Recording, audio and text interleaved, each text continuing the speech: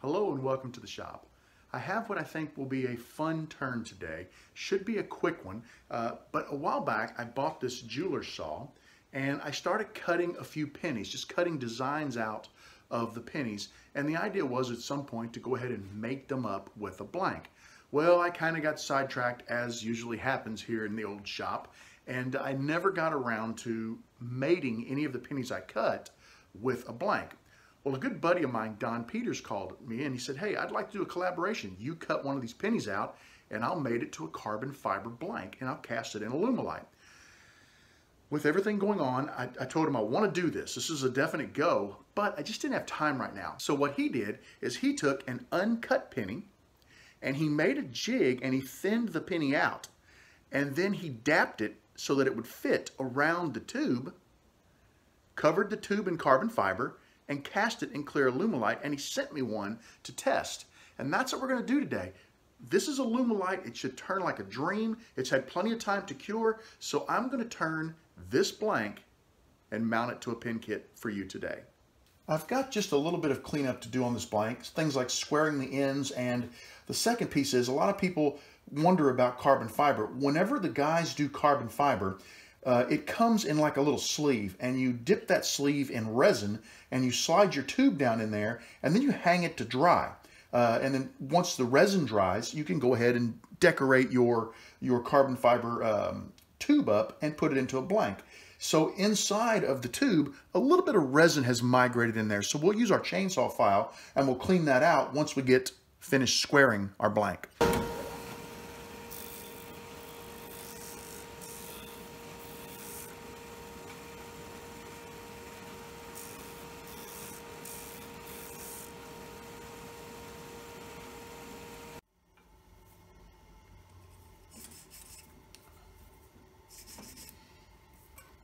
Looking down inside of there, I can see there's a tiny bit of resin. I mentioned chainsaw file, and that's what this is. I'll put a link to a chainsaw file in the video description, but honestly, you can pick these up, I think, in most big box stores. And we're just going to take this file. I like it because it's the same diameter all the way down. It does have a little bit of a taper at the front, so I use the back end of the file. The pointy end is the front. And I just run it around the inside of my blank, and I file out all of the resin that's gotten in there. Periodically, you'll want to give it a dusting with your bottle brush, but that's pretty much all we're going to do is just work around the inside of here until the resin's gone. Now, you don't want to get super aggressive because you don't want to take a lot of your tube away. You just want to sand in the areas where you see the resin and just want to sand that resin away. A good indication that you have removed all of the resin from around the inside of your tube is when your bushing effortlessly inserts into your blank.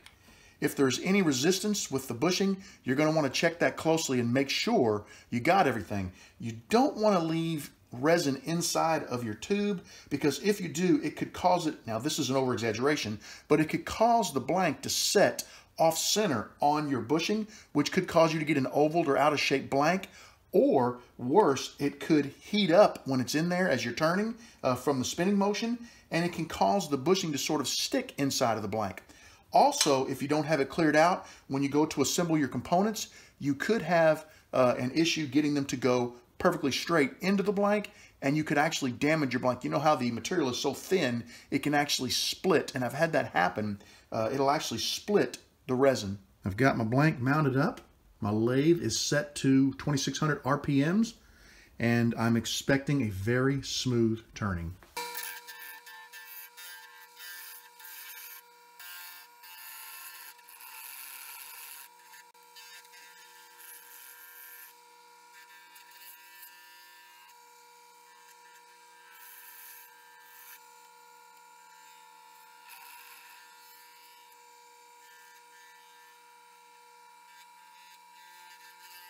I decided to stop the lathe, take a quick peek at the blank. It's coming together nicely. I've still got a flat spot, and that explains that thumping noise you're hearing as I'm turning. This should go away pretty soon. It's the last flat spot on the blank, and then I ought to be able to take some cleaner cuts.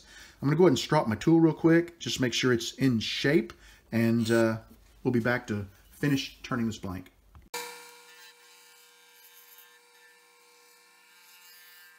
You can always tell a difference right after you strop. Look how much cleaner that cut is. Isn't that amazing? I just wanted to stop and take a peek at that. And we're still not completely true yet. We got a little ways to go, but it just makes such a difference sharpening that blade.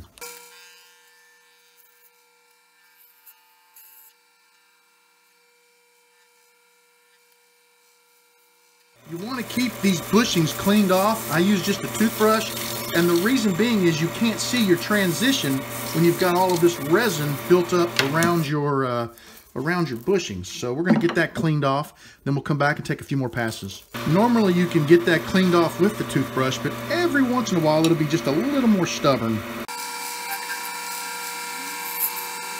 I do want to keep an eye on that. I got a little nervous. I felt some resistance. I think I still have a little bit of material left before I get to the penny, but even with the penny thinned out, you've got to be careful because there's just not a lot of material left between the components and the blank, and if you take it down too thin, you could hit that penny and end up screwing your whole blank up, and I don't want to do that.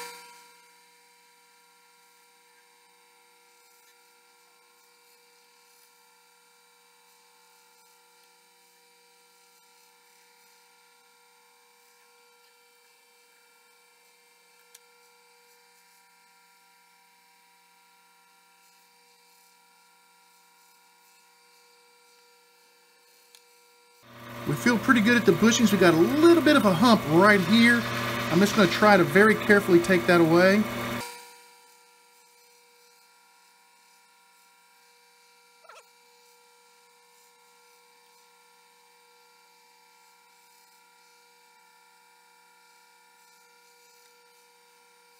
Okay, I like the feel of that. It feels nice. I don't have any huge tool marks in there. I'm close at my bushings on both ends. I know it's hard to see because of the resin. What I'm going to do is get all of this resin cleaned up. We're going to come back and we'll sand this blank and get it prepared for finish.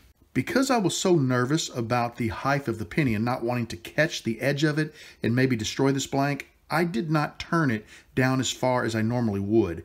I'm really close at the bushings. There's a little lip there and just a even smaller lip on that side. And I've got kind of a hump in the center of the blank. I thought I would just take some 120 grit and a block and finish kind of shaping this to a nice smooth convex surface and get those bushings to meet really well with the blank. I think it's going to turn out amazing. I did not want to destroy this blank. So I'll start the sanding. We'll sand for a few minutes, and then I'll shut the camera off because there's no sense in you watching everything that I'm doing. It's just going to take a long time. I've slowed the lathe to around 1200 RPMs. Let's just give it one quick pass, and you can see some of my low areas there, those shiny areas. I'm going to start by working the bushing on the far end here. I'm going to call this the cap end of the blank because the penny, Lincoln's top of his head is here and his shoulders are down here, so I think this will be the cap end. You can see the dust behind the blank right there. That lets me know that the blank is not level with the bushing.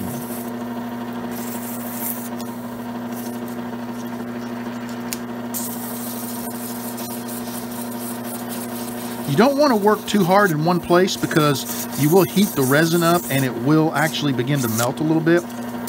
I've got a pretty nice fit there.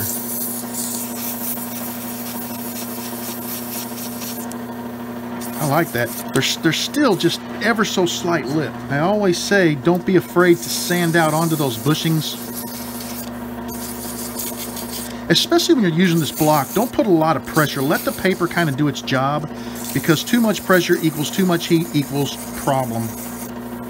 That is a gorgeous fit. I mean, that is an amazing transition right there. I love it. Let's work the other side. This one's a little fatter. I didn't quite turn it down as far. And then we'll come back and we'll work the middle. And you can see this is perfectly level here. So we just need to have a nice transition over Lincoln. The blank is looking really symmetrical. So I'm going to get away from the block. And I'm just going to lightly sand. You do not have to put pressure on here. Let the paper do its job. The more pressure I put, the more grooves I get in the blank, or the more scratches that I'm going to have to remove. And I know that I'm going to have quite a few of them to remove after this. Oh, I like that. A little high in the middle there. Just going to kind of level that out. I know you guys were really looking forward to watching a video on sanding. That is looking amazing. I love it. Let's shut the lathe off. The blank symmetrically looks great. I've got awesome fit at both ends. Now we have to turn our attention. You can see I've scratched the tar out of this blank. So what I'm going to do is get another piece of this 120 grit, and we're going to sand back and forth until we don't see any of those centrifugal marks. And then we will move on to the next grit of sandpaper and just work our way through the grits until we reduce these scratches to the point where we can't see them. I'm not going to film the rest of this sanding. I mean, it's pretty straightforward, but I'll come back and show you the blank right before I take it to micromesh. I've got my blank sanded down to 400. There are still quite a few scratches. I was working hard to get rid of them. I'm hoping these polishing pads from Penn State will clean this up. I've had really good luck with them in the past. Right there, I don't know how we can see it in the video, there's a shiny spot. I think the bottom of the penny may have broke through the resin at that point. So I'm hoping I can polish this without having to take too much more resin off, because that, like I said, it's so, you can't feel it. I cannot feel it with my fingernail or anything, but because it's shiny like that, I'm kind of guessing that I've been sanding into the penny. So I'm lucky I stopped when I did. Had I gone any farther, I probably would have got into that penny and maybe ruined this blank, but I think we're going to be okay. I am going to use the Penn State micromesh pads. They're actually called pen polishing pads. There are 6 of them. I need to dust them off first, but these do a great job. We'll use them wet, and I'm not going to make you watch that. I'm just going to basically turn the camera off and polish. Just finished with the micromesh. I'm taking a peek. I still kind of see a few scratches, so I think what I'm going to do is shut the camera off, and they're very fine, but I'm going to run through the pads one more time from the most coarse all the way down to the finest, just to ensure that I clean those up, because they're super fine, so they should go away now. You can see the shininess on the penny. Looks pretty good. I think it'd be better once you've used the pen a little bit and that kind of gets a tiny bit of tarnish. It'll sort of disappear between the copper of the penny and the look of the carbon fiber. All right. I'll shut the camera off, we'll give it one more pass, and that ought to take care of everything, and we'll be ready for polish. I finished polishing with the pads. It's still got a little moisture on it, but that'll come off as I wax it. I'm going to go ahead now and apply a little bit of this Renaissance wax. I did the polishing and the wax application at 500 RPMs.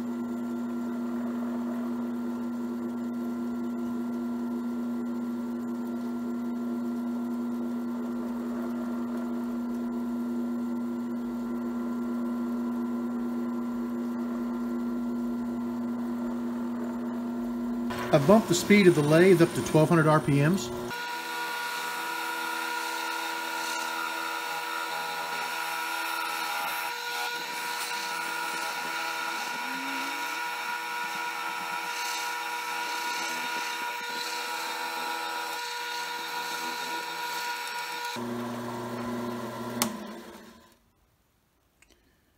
Blank is looking really nice. I'm turning it slowly, looking for any scratches or scarring, and I'm just not seeing them. It looks incredibly smooth.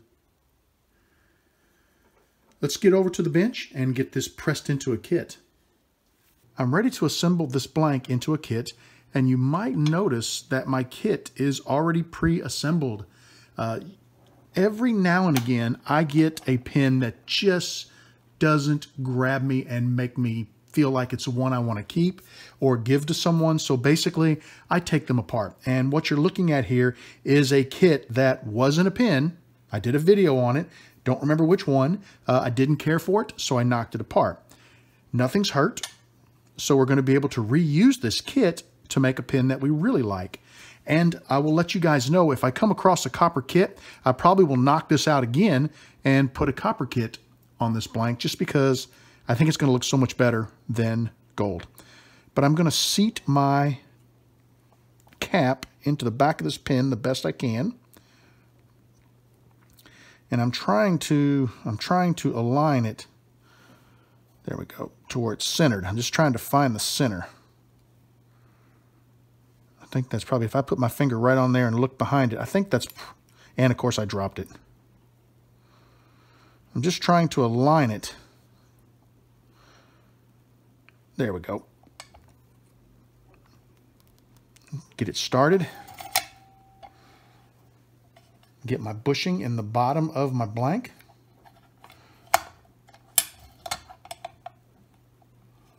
Now I've had a little trouble as of late pressing blanks or components into blanks, and I've split a couple of blanks. So I'm trying to be really careful with this one because I don't want to do that. Okay, I've got a good start on there. Let me take another look. I'm just going to put my finger on the center of the penny, flip it over, and it looks like it needs to go this way just a little bit. Yep, I think we're good. Just trying to be careful. I want it to be centered. It's not going to be perfect, I'm sure, but I want it centered as best as I can get it by eye.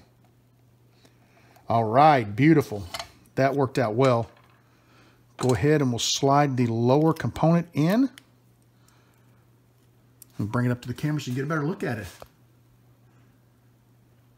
Take a look at that. We have got a great fit up here at the cap. Got a great fit right down here at the nib. Looks really, really nice.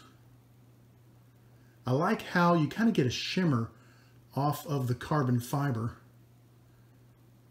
Really accents that penny, doesn't it? That is a super nice looking pen. I really like it. I think it's going to be fun at some point when I do a collaboration with Don to have one of my cut pennies in there, or even maybe a dime, something that would be silver. Silver would look really good with this on a chrome and gunmetal kit maybe. But I'm really happy with how this one turned out. I really hope you enjoyed the video today. This was such a simple turn. I mean, there wasn't much to it. Square it up, and it's Alumilite, so it turns like a dream. We were able to polish it, make it look beautiful, put it into a kit. This one it went flawless. We got really lucky, had no issues, made for a really quick video, so I hope you guys enjoy it. I'd like to thank you for joining me in the shop. I want you to know that you are always welcome in my shop. Come back and see me again real soon, and have a great evening.